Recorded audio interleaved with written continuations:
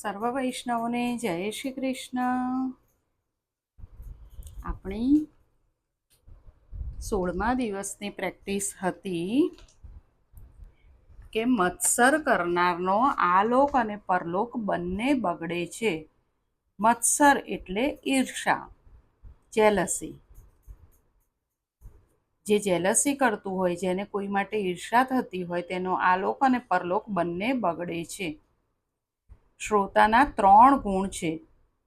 શ્રોતાના 3 ગુણ હોવા જોઈએ. પહેલું શ્રદ્ધા, આપણે જે સાંભળીએ છીએ એમાં આપણને શ્રદ્ધા હોવી જોઈએ. બીજું જિજ્ઞાસાપણું, આપણને તે જાણવાની ઈચ્છા હોવી જોઈએ.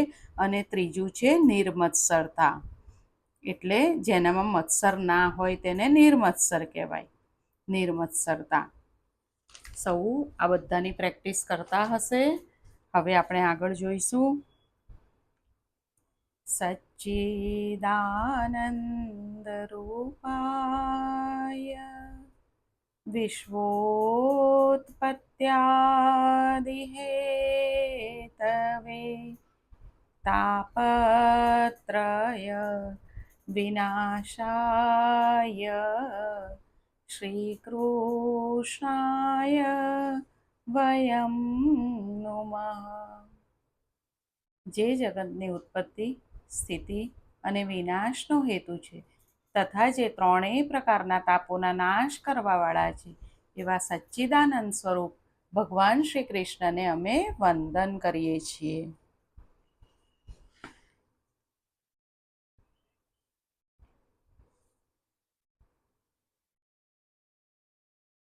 અગાઉ આપણે જોયું કે સૂતજી વિનય દાખવે છે. સૂતજીએ શ્રોતાઓને ધન્યવાદ આપ્યો છે. સૂતજી કહે છે કે કથા સાંભળીને તમારે જે કરવું જોઈએ તે તમે કરો છો. તમે શાંતિથી શ્રવણ કરો છો, એટલે મારું મન ભગવાનમાં સ્થિર થાય છે. તમે જ્ઞાની છો, પ્રભુ પ્રેમમાં પાગલ છો, પરંતુ મારું કલ્યાણ કરવા તમે પ્રશ્ન કર્યો છે, કથા કરી. હું તો મારી વાણીને પવિત્ર કરીશ. શિવ મહિમ્ન સ્તોત્રમાં પુષ્પદંતે પણ કહ્યું છે, શિવ તત્વનું કોણ વર્ણન કરી શકે, પણ હું તો મારી વાણીને પવિત્ર કરવા બેઠો છું. આરંભમાં સૂતજી શુકદેવજીને વંદન કરે છે, તે પછી ભગવાન નારાયણને વંદન કરે છે. ભારતના પ્રધાન દેવ નારાયણ છે. ભારતના પ્રધાન દેવ નારાયણ છે. શ્રી કૃષ્ણ ગોલોકમાં પધાર્યા છે. સર્વ અવતારોની સમાપ્તિ થાય છે. આ નારાયણની સમાપ્તિ થઈ નથી અને થવાની નથી. ભારતની પ્રજાનું કલ્યાણ કરવા તે આજે તપશ્ચર્યા કરે છે. શ્રી શંકરાચાર્યજી નર નારાયણના દર્શન કરે છે. શ્રી શંકરાચાર્યે દર્શન કર્યા પછી કહ્યું કે હું તો મહાન યોગી, તેથી આપના દર્શન કરી શક્યો. શંકરાચાર્યએ ખૂબ તપશ્ચર્યા કરીને એમને નારાયણના દર્શન થયા. તો શંકરાચાર્યએ શું કહ્યું કે હું તો મહાન યોગી છું, તેથી આપના દર્શન કરી શક્યો. પણ કળિયુગના ભોગી માણસો પણ આપના દર્શન કરી શકે તેવી કૃપા કરો. ભગવાને તે વખતે આદેશ કર્યો, બદ્રીનારાયણમાં નારદ કુંડ છે, ત્યાં સ્નાન કરો. બદ્રીનારાયણમાં નારદ કુંડ છે, ત્યાં સ્નાન કરો. ત્યાંથી તમને મારી જે મૂર્તિ મળશે તેની સ્થાપના કરો. આ બધું પ્રભુએ શંકરાચાર્યને કહ્યું કે તમે નારદ કુંડમાં સ્નાન કરશો તો તમને મારી મૂર્તિ મળશે, તેની તમે સ્થાપના કરો. બદ્રીનારાયણ ભગવાનની સ્થાપના શંકર સ્વામીએ કરેલી છે. બદ્રીનારાયણ ભગવાનની સ્થાપના શંકર સ્વામીએ કરી છે. શંકરાચાર્યનો પહેલો ગ્રંથ છે વિષ્ણુ સહસ્ત્ર નામની ટીકા. મનથી માનસ દર્શનનું બહુ પુણ્ય લખ્યું છે.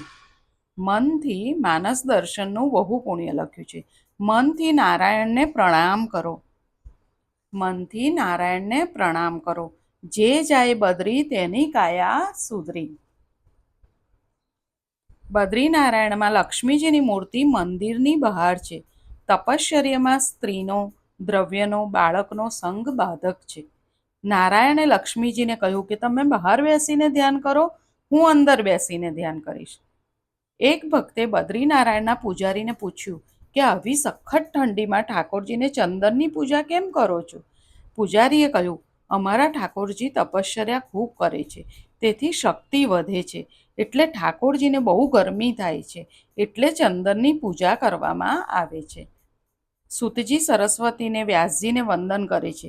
તે પછી સૂતજી કથાનો આરંભ કરે છે. જેનાથી ભગવાન શ્રી કૃષ્ણમાં ભક્તિ થાય એ મનુષ્યને માટે શ્રેષ્ઠ ધર્મ છે. મનુષ્યનો શ્રેષ્ઠ ધર્મ કયો છે? જેનાથી ભગવાન શ્રી કૃષ્ણમાં ભક્તિ થાય એ મનુષ્યને માટે શ્રેષ્ઠ ધર્મ છે. ભક્તિ પણ એવી છે કે જેમાં કોઈ પણ પ્રકારની કામના ના હોય અને તે નિત્ય નિરંતર થાય. કેવી ભક્તિ? જેમાં કોઈ પણ પ્રકારની કામના, ઈચ્છાઓ, માંગણી ના હોવી જોઈએ અને એ ભક્તિ કે જે નિત્ય નિરંતર થાય. આવી ભક્તિથી હૃદય આનંદરૂપ પરમાત્માની પ્રાપ્તિ કરીને કૃતકૃત્ય થઈ જાય છે. સૂતજી કહે છે, જીવાત્મા અંશ છે, પરમાત્મા અંશી છે. અંશીથી અંશ વિખૂટો પડ્યો છે, તેથી તે દુઃખી છે. તે અંશ અંશીમાં એટલે કે ઈશ્વરમાં મળી જાય તો જીવ કૃતાર્થ થાય. આપણે પ્રભુના અંશ છીએ અને આપણે પ્રભુથી વિખૂટા પડી ગયા છે. તો આપણે પ્રભુમાં મળી જઈએ તો એટલે કે જીવ પ્રભુમાં મળી જાય તો તે કૃતાર્થ થાય. ભગવાન તો કહે છે, મમઈ વાંશો જીવ લોવે, તું મારો અંશ છે, તું મને મળીને કૃતાર્થ થઈશ. નર એ નારાયણનો અંશ છે. મેં નક્કી કર્યું છે કે અંશ એટલે કે નર નારાયણ અંશીને ન મળે ત્યાં સુધી તેને શાંતિ મળતી નથી. મેં આ સિદ્ધાંત નક્કી કર્યો છે કે મારા પરમાત્માનો આશ્રય કરી મારે તેની સાથે એક થવું છે. કોઈ પણ રીતે ઈશ્વર સાથે એક થવાની જરૂર છે. જ્ઞાનીઓ જ્ઞાનથી અભેદ સિદ્ધ કરે છે. વૈષ્ણવ મહાત્માઓ પ્રેમથી અદ્વૈત સિદ્ધ કરે છે. પ્રેમની પરિપૂર્ણતા અદ્વૈતમાં છે. ભક્ત અને ભગવાન છેવટે એક થાય છે. ગોપી અને કૃષ્ણ એક છે. ગોપી અને કૃષ્ણ એક છે. જીવ ઈશ્વરથી કેમ વિખૂટો પડ્યો તેની ચર્ચા કરવાની જરૂર નથી. જીવને ઈશ્વરનો વિયોગ થયો એ સત્ય છે. આ વિયોગ ક્યારથી અને કેમ થયો તેની પંચાત કરવાની જરૂર નથી. તેથી લાભ નથી. ધોતિયાને ડાઘો પડ્યો હોય તો એ ક્યારે પડ્યો, કેમ પડ્યો એ વિચારવાથી કંઈ ધોતિયું સ્વચ્છ થશે નહીં. તું તે ડાઘ જ દૂર કર. તે પ્રમાણે જીવ ઈશ્વરને મળવા માટે જ પ્રયત્ન કરે તે ઇષ્ટ છે. જીવ ભાગ્યશાળી ત્યારે બને કે જ્યારે તે નિર્ભય બને છે. જીવ ભાગ્યશાળી ક્યારે બને? જ્યારે તે નિર્ભય બને છે. જેના માથે કાળનો ભયો છે તે નિર્ભય ક્યાંથી? ભાગ્યશાળી તો તે છે કે જેને મૃત્યુનો ભય નથી.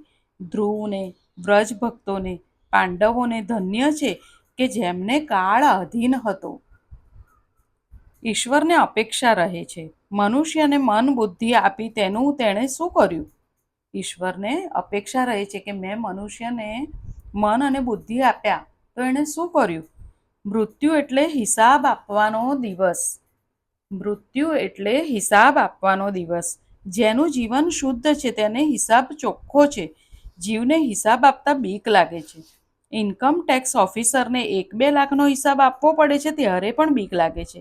ત્યારે આખા જીવનનો હિસાબ પ્રભુ માંગશે ત્યારે શું દશા થશે? તેનો વિચાર કર્યો છે કોઈ દિવસ? અંતકાળે બીક લાગે છે કરેલા પાપોની યાદથી. અંતકાળે કેમ બીક લાગે છે? કરેલા પાપોની યાદથી. મૃત્યુની બીક છે ત્યાં સુધી શાંતિ નથી. કાળના કાળ ભગવાન જીવને અપનાવે તો ભગવાનનો નોકર કાળ તેનું કાંઈ કરી શકતો નથી. ઉપનિષદ કહે છે જીવ અને ઈશ્વર સાથે બેઠા છે, છતાં જીવ ઈશ્વરને ઓળખી શકતો નથી. જીવ બહિર્મુખને બદલે અંતર્મુખ બને તો તે અંતર્યામીને ઓળખી શકે છે. એક મનુષ્યને જાણવા મળ્યું કે ગંગા કિનારે રહેતા એક સંત મહાત્મા પાસે પારસમણી છે. એક મનુષ્ય હતો, એને ખબર પડી કે ગંગા કિનારે એક સંત રહે છે, એમની પાસે પારસમણી છે. પારસમણી મેળવવા તે મનુષ્ય સંતની સેવા કરવા લાગ્યો. સંતે કહ્યું કે હું ગંગા સ્નાન કરીને આવું અને આવીને તને પારસમણી આપીશ. સંત ગયા. પેલાનું મન તલપાપડ થવા લાગ્યું. સંતની ગેરહાજરીમાં આખી ઝૂંપડી ફેંદી વળ્યો, પરંતુ પારસમણી મળ્યો નહીં. સંત પધાર્યા. સંતે કહ્યું, આટલી ધીરજ ના રાખી શક્યો? પારસમણી તો મેં ડાબડીમાં મૂકી રાખ્યો છે, એમ કહીને એક ડાબડી નીચે ઉતારી. આ પારસમણી લોખંડની ડાબડીમાં હતો. પેલા મનુષ્યને શંકા ગઈ કે આ પારસમણી લોખંડની ડાબડીમાં છે, તેમ છતાં આ લોખંડની ડાબડી સોનાની કેમ ના થઈ? સાચે શું આ પારસમણી હશે કે સંત મારી મશ્કરી કરે છે? તેમણે સંતને પૂછ્યું, ડાબડીમાં પારસમણી હોવા છતાં તે સોનાની કેમ ન થઈ? સંતે સમજાવ્યું, તું જુએ છે ને કે આ પારસમણી એક ચીથડામાં બાંધેલો છે. કપડાના આવરણને લઈને પારસમણી અને લોખંડનો સ્પર્શ થઈ શકતો નથી. કપડાના આવરણને લઈને પારસમણી અને લોખંડનો સ્પર્શ થઈ શકતો નથી, એટલે દાબડી સોનાની કેવી રીતે થાય? દાબડી લોખંડની રહી, કારણ કે પારસમણી ચીથડામાં બાંધેલો હતો, ચીથડાનું આવરણ હતું. તેવી રીતે જીવ અને ઈશ્વર હૃદયમાં જ છે. તેવી જ રીતે જીવ અને ઈશ્વર હૃદયમાં જ છે, પણ વાસનાના આવરણને લઈને તેનું મિલન થતું નથી. એટલે પ્રભુ આપણા હૃદયમાં જ છે, પણ વાસનાના આવરણને લઈને તેનું મિલન થતું નથી. એટલે કે જીવ ઈશ્વરને ઓળખી શકતો નથી અને મળી શકતો નથી. કેમ? વાસનાના આવરણને કારણે. જીવાત્મા એ દાબડી છે, પરમાત્મા એ પારસમણી છે. વચમાનું જે ચીથડું છે એ અહંતા મમતા રૂપી ચીથડું છે, તેને દૂર કરવાનું છે. તે અહંતા મમતા રૂપી ચીથડું છે, તેને દૂર કરવાનું છે.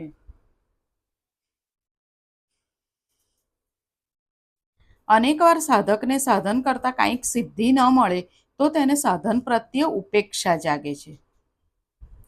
એટલે સાધક એટલે કોઈ બહુ ધ્યાન કરતું હોય, કોઈ બહુ સેવા કરતું હોય, બધાની અલગ અલગ રીત હોય. તે કંઈ કરે તો એને કંઈ મળે નહીં તો એને એ સાધન પ્રત્યે ઉપેક્ષા જાગે. જીવ એ સાધક છે, સેવા સ્મરણ એ સાધન છે.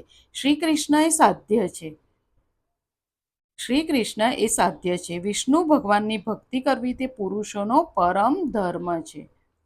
લોકો સમજે છે કે ભક્તિ માર્ગ તદ્દન સહેલો છે. સવારમાં ભગવાનની પૂજા કરી એટલે બધું પતી ગયું. પછી તેઓ ઈશ્વરને આખા દિવસ માટે ભૂલી જાય છે. આ ભક્તિ નથી. 24 કલાક ઈશ્વરનું સ્મરણ રહે તે ભક્તિ. 24 કલાક ઈશ્વરનું સ્મરણ રહે તે ભક્તિ. ભક્તિમાં આનંદ છે, પણ મનુષ્ય શરીરથી ભક્તિ કરે છે, મનથી ભક્તિ કરતો નથી. વાણી ભગવાનના નામનો ઉચ્ચાર કરે, પણ મન ભગવાનનું સ્મરણ ન કરે તો તેનો કાંઈ અર્થ નથી. મન સંસારના વિષયોમાં અને શરીર ઠાકોરજીની સેવામાં હોય તો સેવામાં આનંદ આવશે નહીં. સેવામાં ક્રિયા મુખ્ય નથી, ભાવ મુખ્ય છે. સેવામાં ક્રિયા મુખ્ય નથી, ભાવ મુખ્ય છે. સર્વ વિષયોને મનમાંથી હટાવો તો સેવામાં આનંદ આવશે. સર્વ વિષયોને મનમાંથી હટાવો તો સેવામાં આનંદ આવશે.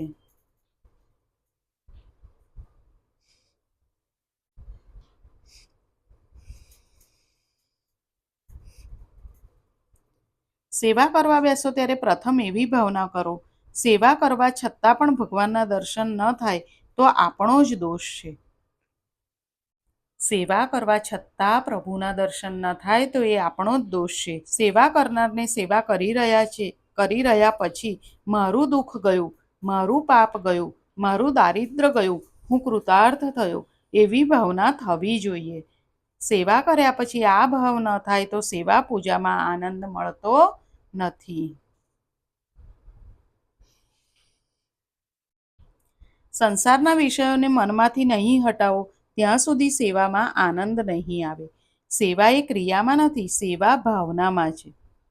સેવા ક્રિયામાં નથી, ભાવનામાં છે. પરમાત્માની સેવા ત્યારે જ થશે જ્યારે સંસારના વિષયો સાથેનો પ્રેમ ઓછો થશે. પરમાત્માની સેવા ક્યારે સાચે થશે? જ્યારે સંસારના વિષયો સાથેનો પ્રેમ ઓછો થશે.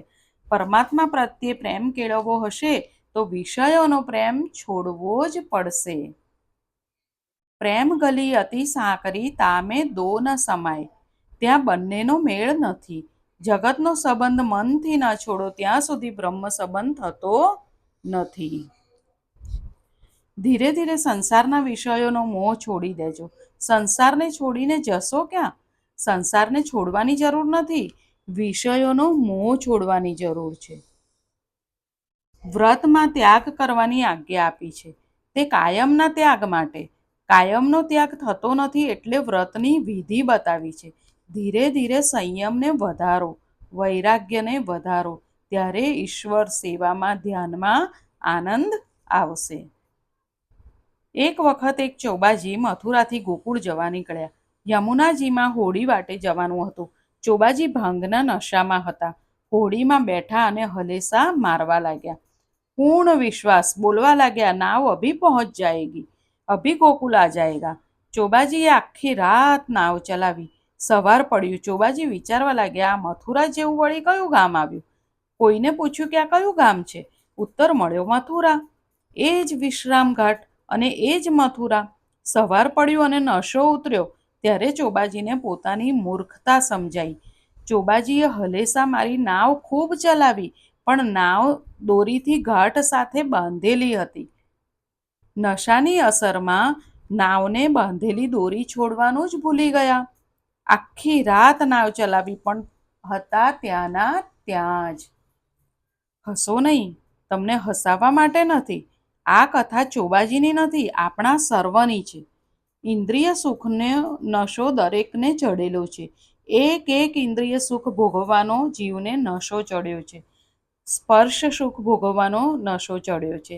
સંસારના વિષય સુખનો નશો ચડ્યો છે. પૈસાના નશામાં મનુષ્ય મંદિરમાં જાય છે. તે નશામાં ને નશામાં ઠાકોરજીના સ્વરૂપનું મનથી ચિંતન કરતો નથી. તેથી તેને ભગવાનના દર્શનમાં આનંદ આવતો નથી. દુનિયાના વિષયો સુંદર નથી, સુંદર એક પરમાત્મા જ છે.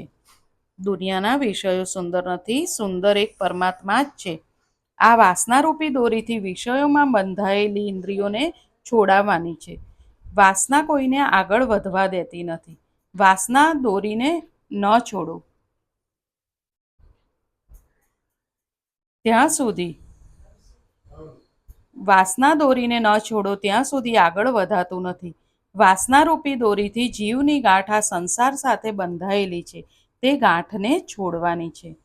હૃદયમાં કોઈ વાસના નહીં રહે તો ભક્તિમાં આનંદ આવશે. હૃદયમાં કોઈ વાસના નહીં રહે તો ભક્તિમાં આનંદ આવશે. ઉત્તમમાં ઉત્તમ વસ્તુ ભગવાનને અર્પણ કરવી તે ભક્તિ છે. ઉત્તમમાં ઉત્તમ વસ્તુ ભગવાનને અર્પણ કરવી તે ભક્તિ છે. વૈરાગ્ય વગરની ભક્તિ રડે છે. ભોગ ભક્તિમાં બાધક છે. સંયમ અને સદાચારને વધારશો તો ભક્તિમાં આનંદ આવશે. સુખી થવું હોય તો સંસારના વિષયો સાથે બહુ પ્રેમ ન કરવો. વૈરાગ્યને ઘરમાં જ કેળવો. વૈરાગ્ય વગર જ્ઞાન અને ભક્તિની શોભા નથી. વૈરાગ્ય વગર જ્ઞાન અને ભક્તિની શોભા નથી. જ્ઞાન અને વૈરાગ્ય સાથે ભક્તિ વધે તો ઈશ્વરનો સાક્ષાત્કાર થાય. જ્ઞાન અને વૈરાગ્ય સાથે ભક્તિ વધે તો ઈશ્વરનો સાક્ષાત્કાર થાય. જ્ઞાન માર્ગમાં ઇન્દ્રિયોનો નિરોધ કરવાનો હોય છે.